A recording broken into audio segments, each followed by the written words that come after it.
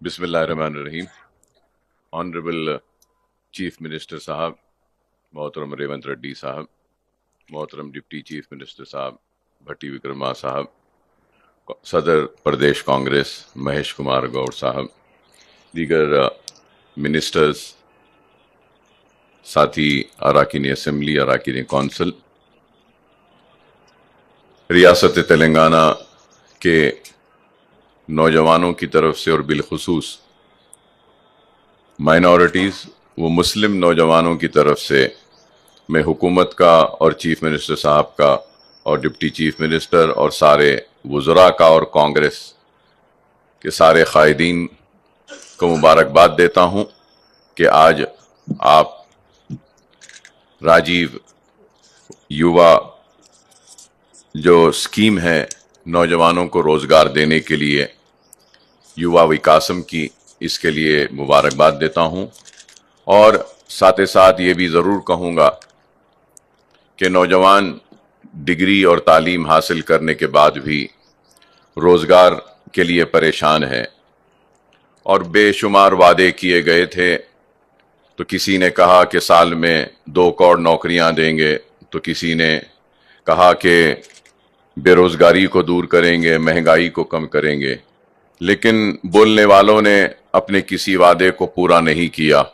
लेकिन रेवंत रेड्डी साहब की हुकूमत आज आहिस्ता ही सही अपने किए गए वादों को पूरा करने की कोशिश कर रही है और उसी कोशिश का एक हिस्सा युवा विकासम, राजीव युवा विकासम की ये स्कीम का आगाज़ होने जा रहा है, जिसके लिए मैं अपनी जानिब से, अपनी पार्टी की जानिब से और अपने पार्टी के सदर हैदराबाद के रुकने पार्लियामेंट नक़ीब मिल्लत बैरिस्टर असदुद्दीन ओवैसी साहब की जानिब से हुकूमत को और बिलखुसूस चीफ मिनिस्टर साहब को, डिप्टी चीफ मिनिस्टर और वज़रा को मुबारकबाद देता हूँ। और ये उम्मीद करता हूँ कि ये स्कीम में मुसलमानों को भी बराबर का हिस्सा दिया जाएगा, क्योंकि ये बात इसलिए मैं कह रहा हूँ कि आपने हालिया अरसे में कास्ट सर्वे भी करवाया और मुसलमानों की सारी पसमानदगी आपके सामने है। तो मैं उम्मीद करूँगा कि ये स्कीम में एक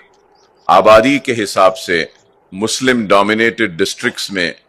सारे मुसलमानों को और बिलखुसूस माइनॉरिटीज़ को भी बराबर का हिस्सा में मिलना चाहिए, क्योंकि हर वक्त हुआ ये कि नाइंसाफ़ी हुई, चाहे 2 बेडरूम हो, और जिस ज़माने में पट्टे भी दिए जाते थे, बेघरों को ज़मीन दी जाती थी और घर दिया जाता था, तो उस वक्त भी नाइंसाफ़ी हुई और परसेंटेज 1 या 2% ही मुसलमानों का रहता था। तो हमने नुमाइंदगी की असेंबली और अर्बन और रूरल एरियाज़ में आबादी के हिसाब से 10% और 20% एलोकेशंस कैसा भी मुसलमान और माइनॉरिटीज़ को होने का एक जियो निकाला था। तो मैं उम्मीद करूँगा कि